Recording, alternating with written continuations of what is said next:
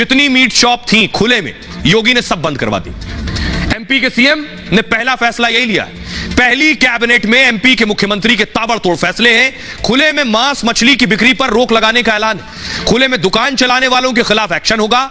सभी को खाद्य विभाग के नियमों का पालन करना होगा। सीएम मोहन यादव के फैसले के बाद नगर निगम एक्टिव हो गया है। उज्जैन में 3 अफसरों की टीम बना दी गई है। यह टीम हर दिन की रिपोर्ट आयुक्त को सौंपेगी। सरकार 15 दिनों तक एक विशेष अभियान चलाएगी। इसके जरिए लोगों को नियम की जानकारी दी जाएगी। यूपी में भी योगी ने अवैध बूचड़खानों पर एक्शन लिया। लखनऊ सहित राज्य के अवैध बूचड़खाने बंद कराए गए। देश में खुले में मांस की बिक्री को लेकर नियम बनाए गए हैं। खाद्य सुरक्षा नियम के अनुसार मांस का प्रदर्शन की अनुमति नहीं है, यानी दुकान के बाहर टांग कर आप नहीं बेच सकते। मांस की दुकानों पर लोहे की जगह स्टील से बने सामान होने चाहिए और मांस काटने के 3 घंटे के अंदर उसे बेच देना चाहिए। यह गाइडलाइंस।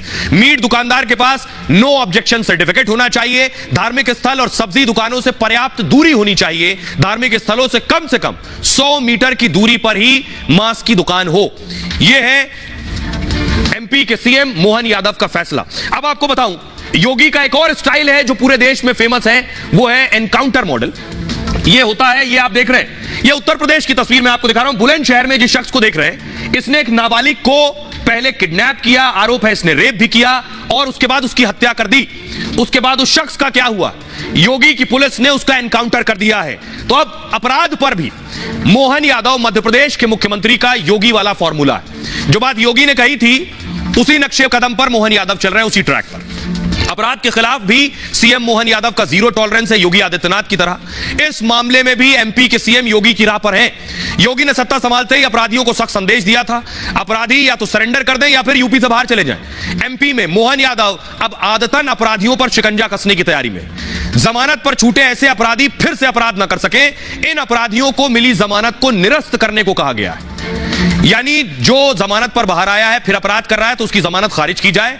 मोहन यादव साहब ने कहा उसे वापस जेल में भेजा जाए। योगी राज में अपराधियों का एनकाउंटर भी लगातार जारी है। माफिया गैंगस्टर के खिलाफ तेजी से एक्शन हो रहा है। यूपी के बुलंदशहर में भी आज एनकाउंटर हुआ। तस्वीरें मैंने आपको दिखाई। बच्ची को अगवा कर हत्या के आरोपी का एनकाउंटर किया गया। यह एक्शन यूपी में हो रहा है और इसी को फॉलो कर रहे हैं, उसी के नक्शे कदम पर और राह पर है एमपी के सीएम मोहन यादव। अब जरा सुनिए सियासतदान क्या कह रहे हैं। मुख्यमंत्री की रेस में थे कांग्रेस के उम्मीदवार कमलनाथ को सुनिए। कांग्रेस के नेताओं को बेशक इन तस्वीरों पर, इस एक्शन पर भी सवाल उठा रहे हैं, सुनिए। कुछ न कुछ बहाना विवाद के लिए ढूंढ रहे हैं। कुछ भी करें, समाज में विवाद नहीं होना चाहिए। ये हमारा लक्ष्य है कि हमारी संस्कृति जुड़ के रहने की है, प्यार मोहब्बत की है। कांग्रेस को क्या मस्जिद के लाउड स्पीकर से इतनी मोहब्बत है क्या? कहना क्या चाहती कांग्रेस? कौन से लाउड स्पीकर? सुप्रीम कोर्ट से बड़ी हो गई कांग्रेस? सुप्रीम कोर्ट को नजरअंदाज करेगी कांग्रेस? लाउड स्पीकर ध्वनि नियंत्रण कानून है भारत में, कोलाहल एक्ट है, उस एक्ट का पालन नहीं करेंगे। और अगर सरकार ने निर्णय लिया तो उनको हर चीज पर आपत्ति होने लगी। कांग्रेस से पूछ कर करेंगे। ये ध्वनि प्रदूषण तो निश्चित रूप से खराब है। अगर ध्वनि प्रदूषण की दृष्टि से जो किया गया है तो उसका स्वागत होना चाहिए, और किसी नजरिए से किया गया, किसी पक्षपात तरीके से किया गया तो वो गलत है। देखिए, उनका निर्णय अगर महंगाई पे पहला होता, किसानों पे होता, बेरोजगारों पे होता तो हम स्वागत करते। ये केवल उन्होंने ढोंग करा है और कुछ नहीं करा और कोई नया नहीं करा। सकता है नियत उनकी केवल गुमराह करने की है, लेकिन सुप्रीम कोर्ट के जो आदेश है उसका पालन जो उन्होंने करने का कहा उसमें कहीं प्रतिबंध नहीं है। तो सियासतदानों को आपने सुन लिया मध्य प्रदेश के, लेकिन मोहन यादव जी भी योगी आदित्यनाथ की तरह सामान्य परिवार से आते हैं। ये एमपी के सीएम मोहन यादव साहब का परिवार है, उनकी बहन, उनकी माता, उनकी पत्नी, ये परिवार की तस्वीरें। आपको बताऊं कि मोहन यादव भी जनता के मुख्यमंत्री बनने की पूरी कोशिश कर रहे हैं। वो जिस परिवेश से आते हैं वो देखिए जरा। ये आप उनके परिवार की तस्वीरें देख रहे हैं। आर्थिक तंगी में गुजरा है मोहन यादव साहब का बचपन। पिता पूनम चंद मिल में नौकरी करते थे।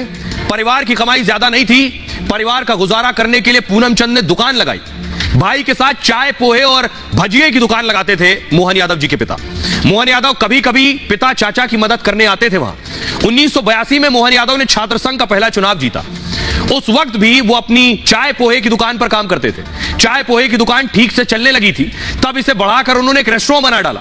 परिवार की मदद के साथ मोहन पढ़ाई पर भी ध्यान देते थे। मोहन की प्रतिभा को देखते हुए शिक्षक ने इनकी पूरी मदद की। इनके सालिग्राम नाम के शिक्षक ने इन्हें अपने साथ रख लिया। मोहन की पढ़ाई लिखाई का पूरा खर्च उस शिक्षक ने ही उठाया। मोहन यादव ने पीएचडी तक की शिक्षा ग्रहण की। उज्जैन विकास प्राधिकरण अध्यक्ष रहते हुए पॉलिटिकल साइंस में एमए किया है और मोहन यादव जमीन से जुड़े हुए नेता रहे हैं। सुनिए जरा मोहन यादव साहब के परिवार का क्या कहना है और उनके जो कड़े फैसले, चाहे वो लाउड स्पीकर उतारने को लेकर हो, बुलडोजर चलने को लेकर हो, या खुले में मीट की दुकान बंद कराने को लेकर हो, उनके समर्थकों को भी सुनिए।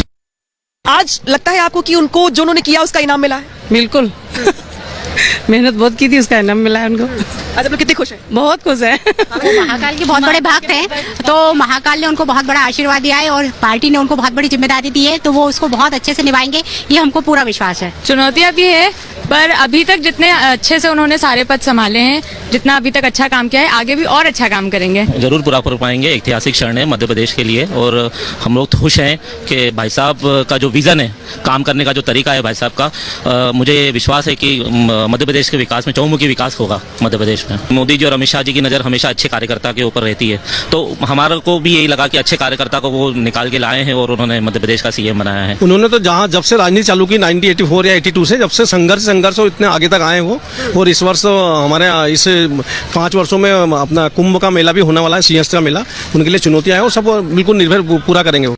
ये स्वागत योग्य कदम है और स्वागत योग्य निर्णय है, और हमें अब ऐसा लग रहा है कि एमपी में भी योगी जैसा सीएम हमें मिला है। और क्यों ना हो, जो एतराज कर रहे हैं पहले उनकी मानसिकता समझ लीजिए, उनको सिर्फ विरोधी करना है, क्योंकि उन्होंने हमेशा विरोध की राजनीति की है। मैं आपको बता दूं ये सुप्रीम कोर्ट का भी फैसला है, बट इस पर इंप्लीमेंट नहीं हुआ। अगर उस पर इंप्लीमेंट होता, उसकी